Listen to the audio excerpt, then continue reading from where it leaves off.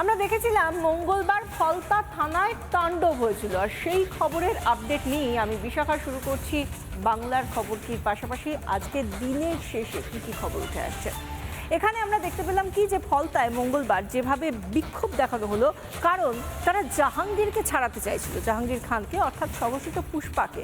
কিন্তু এই ধরনের ঘটনা, কোনোভাবে পুলিশকে বাধা দেওয়া, কোনো রকমভাবে কেন্দ্রীয় বাহিনীকে বাধা দেওয়া, তা এক চুলো রেয়াত করবে না রাজ্য সরকার, পরিষ্কার জানিয়ে দিয়েছেন মুখ্যমন্ত্রী শুভেন্দু অধিকারী। তিনি এদিন আমরা দেখলাম যে ডায়মন্ড হারবার পুলিশ জেলার এসপি, ডিজি এবং সেই সঙ্গে এডিজি দক্ষিণবঙ্গ তাদেরকে নিয়ে একটি বৈঠক করলেন এবং সেখান থেকে বলা হলো কাউকে এইরকম কোনো কাজ যদি দেখা হয় তাহলে সরাসরি রাষ্ট্রবিরোধিতার মামলা যেন দেওয়া হয় এবং সেই সঙ্গে প্রয়োজন হলে তার সম্পত্তি পর্যন্ত যেন বাজেয়াপ্ত করা হয়। একজন মাফিয়া স্ত্রীর নেতৃত্বে পুলিশ এবং প্যারামিলিটারিকে আক্রমণ করতে গেছিল। আমি বলে গেলাম, ভিডিওতে যতগুলোকে ছবিতে দেখা গেছে কেউ যেন বাড়িতে না থাকে। ফলতা থানায় হামলার ঘটনার পর প্রশাসনের কড়া অবস্থান।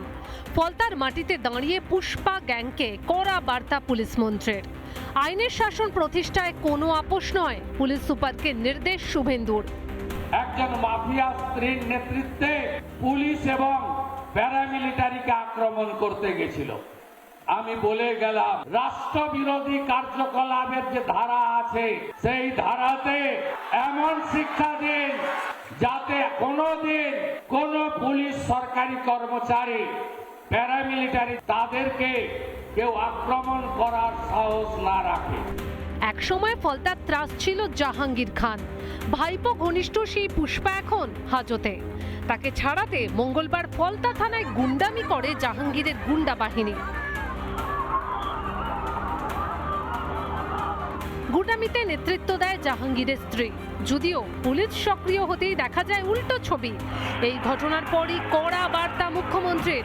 শুধু গ্রেপ্তার নয়, আরও কড়া পদক্ষেপের হুঁশিয়ারি দিয়েছেন মুখ্যমন্ত্রী। শুধু জেলের ভাত খাওয়ানো নয়, যারা হামলা করেছে তাদের সম্পত্তি বাজেয়াপ্ত করে সেই সম্পত্তিকে নিলামে চড়ানোর কাজও আপনাদের ডবল ইঞ্জিন সরকার করবে। আইনের শাসন প্রতিষ্ঠা করাই আমাদের লক্ষ্য। প্রায় এক মাস আগে গুন্ডামির সাক্ষী ছিল শহর কলকাতা। পার্ক সার্কাসে পুলিশকে লক্ষ্য করে পাথর বৃষ্টি, যার জেরে রক্তাক্ত হয় বেশ কয়েকজন পুলিশ কর্মী। সেবারও গুন্ডামি মাস্তানির বিরুদ্ধে জিরো টলারেন্সের বার্তা দিয়েছিলেন মুখ্যমন্ত্রী। আমি শুধু আপিল করব, এই কাজগুলো করবেন না, এই কাজগুলো থেকে বিরত থাকুন। যদি মনে করেন আগের সরকার আছে, আগের নিয়ম আছে, আগের মতো পুলিশকে ফোর্সকে হাত পা বেঁধে রেখে দেওয়া হবে, তাহলে কিন্তু ভুল করবেন। তো ক্লিয়ার মেসেজ, জিরো টলারেন্স। ফলতার মাটি থেকে সেই এক হুঙ্কার, অর্থাৎ রাজ্যের অবস্থান খুব স্পষ্ট। সরকারি সম্পত্তি ধ্বংস, গুন্ডামি, মাস্তানি, কোনো কিছুকেই আর হালকাভাবে নেওয়া হবে না। আইনের শাসন প্রতিষ্ঠায় বদলের বাংলায় সরকারের লক্ষ্য।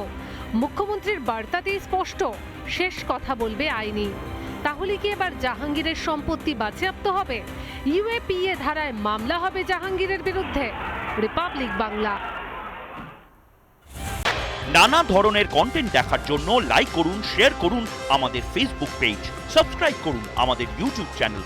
পাশাপাশি অন্যান্য ব্রেকিং নিউজের জন্য অবশ্যই চোখ রাখুন রিপাবলিক বাংলায়।